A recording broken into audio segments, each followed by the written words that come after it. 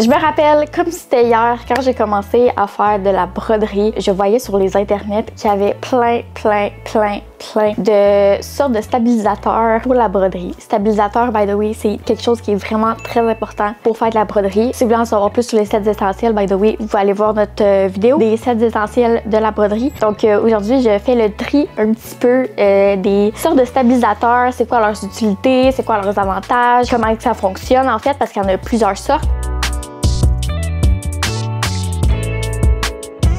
Salut, moi c'est Alexia, je suis copropriétaire de Brodam, qui est une entreprise de broderie personnalisée s'adressant aux particuliers et aux entreprises. Il y a 3 types de stabilisateurs qui sont utilisés dans une base plus régulière et c'est le Cutaway, le Tearaway et le Water Soluble. Le premier, c'est le plus populaire et c'est le plus beginner friendly, je dirais, et c'est le Cutaway. C'est vraiment celui que je vous conseille, c'est lui qui est le plus polyvalent, puis je dirais aussi c'est celui qui est plus facile d'utilisation. Celui-là, habituellement, Cutaway est utilisé pour tout ce qui est coton batté, crew-neck, peu importe, des choses qui sont plus épais, qui sont pas des t-shirts ou peu importe. Il y a plusieurs épaisseurs. Pour commencer, je vous conseille de prendre un qui est médium, donc entre les deux. Il y a comme 3 niveaux, le léger, le médium et le plus lourd, je dirais. Faut faire attention avec le Cutaway parce que, mettons que vous utilisez ça sur un tissu qui est plus mince, mettons un t-shirt ou un polo ou peu importe, ça se peut que vous ayez un nombre de stabilisateurs. Je m'explique par là. Vu que c'est quand même, la texture est quand même épaisse, vous allez non seulement plus la sentir sur votre peau, mais vous allez aussi voir à travers la démarcation de la broderie du stabilisateur. Donc pour cette raison-là, je vous conseille un autre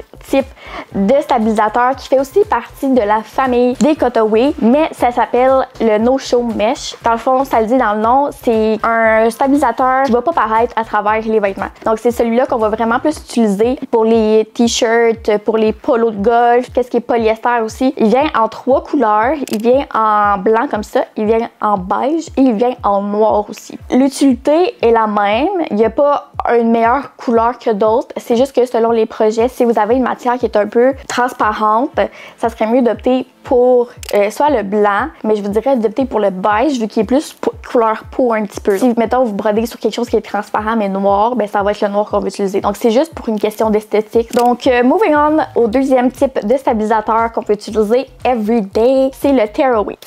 Être déchiré à place de couper. Ça va être utilisé vraiment plus pour les matières qui sont pas stretch, qui sont pas élastiques. Donc tout ce qui est jeans, cuir. Le tissu va moins avoir tendance à bouger, donc il va rester encore plus en place. Il y en a qui suggèrent, qui recommandent de commencer avec le Tearaway. Mais honnêtement, moi j'aimais mieux commencer avec le Cutaway parce que le Tearaway il est vraiment moins souple. Fait que c'est dur un peu des fois de mettre le support avec le vêtement.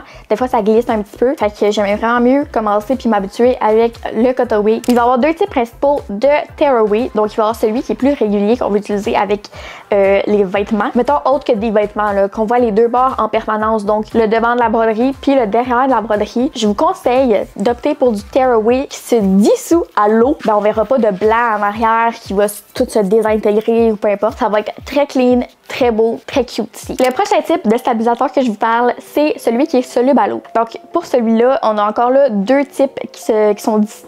On a le Sew and Wash. Dans le fond, c'est celui qu'on va mettre vraiment comme un stabilisateur ordinaire en dessous du vêtement pour ensuite se faire broder. C'est souvent celui qui est utilisé pour des matières qui sont vraiment transparentes. Donc tout ce qui est dentelle, c'est vraiment plus le Sew and Wash qu'on va utiliser parce qu'il va être vraiment stable puis il va disparaître avec les lavages. Il y en a un qui est plus soluble à l'eau, mais c'est un topping. Dans le fond, un topping, c'est que il va falloir quand même qu'il y ait un stabilisateur en dessous pour stabiliser la broderie parce que dans le fond, celui-là, le topping, c'est celui qu'on va mettre sur le dessus de la broderie pour stabiliser la texture. Donc tout ce qui est texturé là, comme le terry cloth encore une fois, qu'est-ce qui est serviette de bain, tout ce qui est doudou, tout ce qui a une texture, le velours aussi, qu'on veut pas que la broderie se perde à travers les particules, on va utiliser un topping qui se dissout à l'eau sur la broderie avant de commencer à broder. Donc souvent, je vais carrément le mettre par-dessus après avec, mettons, du papier papier collant qui est collé sur le cerceau pour qu'il soit stable encore une fois, puis qu'il n'y ait pas de petits plis qui se plient pas ensemble puis que ça fasse des irrégularités dans la broderie. C'est un qu'on utilise vraiment moins souvent, mais qui peut quand même être utilisé pour des projets assez spécifiques, dont des patchs. C'est pas juste utilisé pour des patchs, mais c'est une bonne utilisation que vous pouvez en faire. En fait, ça s'appelle le peel and stick.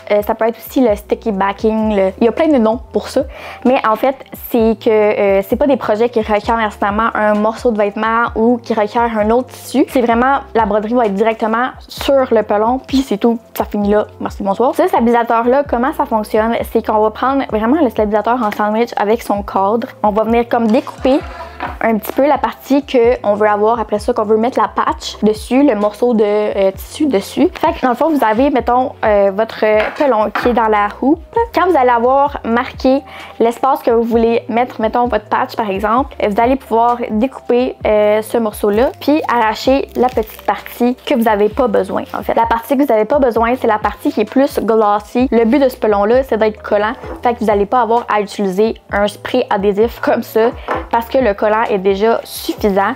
Donc vous allez juste avoir à l'enlever. Pas obligé de l'enlever partout parce que sinon ça sert à rien en fait. L'affaire, là vous allez me dire ouais mais là si ça colle de même mes aiguilles, il faut-tu que j'aille des aiguilles spéciales? La réponse c'est non. Vous pouvez utiliser des aiguilles régulières. Par contre, à force de l'utiliser comme le spray adhésif, les aiguilles vont récolter un petit peu de résidus de colle. Les aiguilles vont moins bien performer, si je peux dire, vont être moins précises vu qu'ils sont collantes. Ça peut amener des petites complications, ça peut amener des petits bris aussi. Comment les nettoyer? C'est niaiseux, mais des lingettes pour bébé, ça fait vraiment la job. Puis c'est vraiment pas irritant pour votre peau. Des stabilisateurs, il y en a encore plein d'autres sortes, mais c'est vraiment ces 5 sortes-là qu'on va utiliser précisément. Et je vous fais un petit reminder des 3 sortes qu'on utilise le plus souvent. Celui qui se dissout à l'eau, le tearaway et le cutaway. Donc c'est ces 3 sortes-là qu'on va utiliser le plus souvent. Donc si vous êtes des débutants, ce serait vraiment ces 3 pelons-là à s'acheter, à se procurer pour faire la majorité de vos projets. Puis ensuite, plus que vous allez avancer dans votre expertise, plus que vous allez pouvoir élargir votre collection de stabilisateurs. Sur ce, n'oublie pas de t'abonner et on se voit dans une prochaine vidéo.